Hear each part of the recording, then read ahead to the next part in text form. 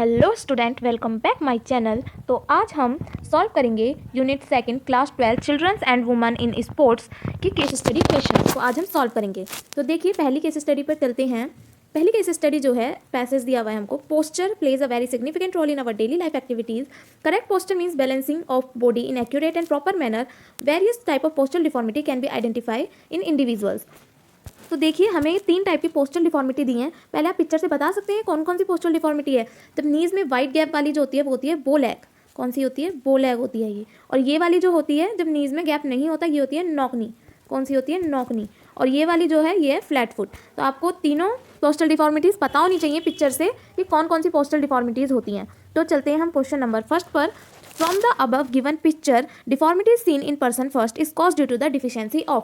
वो देखिए ये लेग्स की डिफॉर्मिटीज़ हैं जो कि हड्डी में प्रॉब्लम जो हो जाती है, किसकी वजह से होती है? कैल्शियम की वजह से होती है और विटामिन डी की वजह से होती है। तो इसका आंसर जो हो जाएगा बोथ बी एंड सी हो जाएगा। नेक्स्ट क्वेश्चन पर चलते हैं। Walking on the inner as of the feet can be remedy for. तो आप देखिए पिक्चरों को ध्यान से, ये किसके लिए रेमेडी होगी? Walking on the inner as of the feet.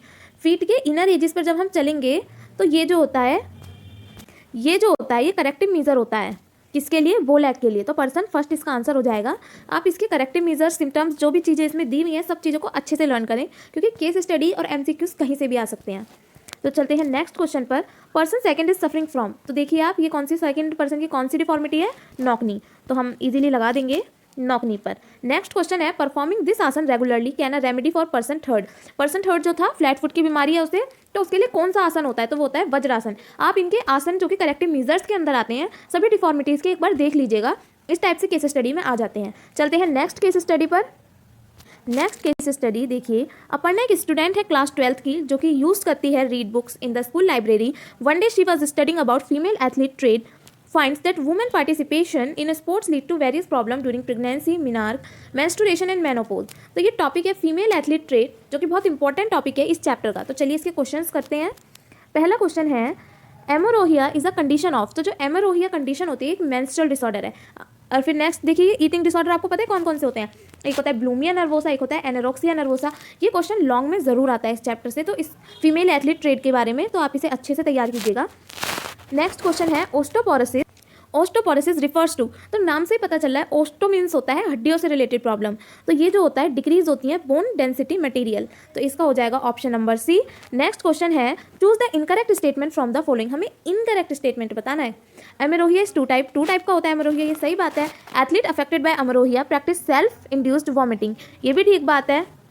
और abnormal reproductive hormonal change leads to amenorrhoea in athletics, तो ये भी ठीक बात है। देखिए amenorrhoea is cessation of women's menstrual cycle for more than 3 months, ये बात गलत है। एमोरोहिया जो होता है एक वो होता है, देखिए आपने यहाँ पढ़ा था मेंस्ट्रुअल डिसऑर्डर होता है ये, तो ये नहीं होता। तो इसमें आपका ऑप्शन हो जाएगा ऑप्शन नंबर डी। आप आंसर यहाँ से चेक कर सकते हैं।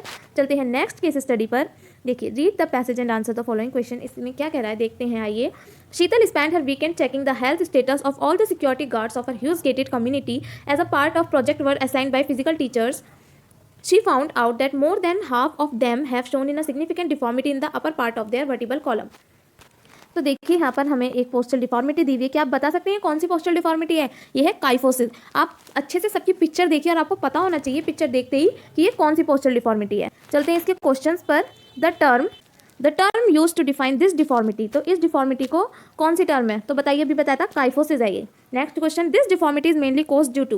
तो ये डिफॉर्मिटी जो है काइफोसिस के आपने कॉजेज पढ़े होंगे। ये ओस्टोपोरोसिस की वजह से होता है, मल न्यूट्रिशन की वजह से होता है, अनस्टेबल फर्नीचर की वजह से भी होता है। तो इसका जो आंसर हो जाएगा वो हो जाएगा ऑप्शन डी। ठीक, चलते हैं next question. The asanas which helps in rectifying such situation conditions is are called. इसमें जो आसन होते हैं वो होता है, पहला हमारा चक्रासन, दूसरा भुजंगासन। ये दोनों ही आसन इसके करेक्टिव मीजर हैं। तो बोथ आंसर इसका क्या हो जाएगा? C, both A and B. हलासन जो होता है वो लॉर्डोसिस के लिए होता है। तो आप सारे आसन करेक्टिव मीजर्स को देख लीजिए। ये थी हमारी लास्ट केस स्टडी। होप आपको अच्छी सब चीज़ें समझ में आई होंगी अच्छे से। तो अगर आपको ऐसी और वीडियोज़ चाहिए नेक्स्ट चैप्टर पर, तो वीडियो को लाइक कर लीजिए और चैनल को सब्सक्राइब कर लीजिएगा। Thank you.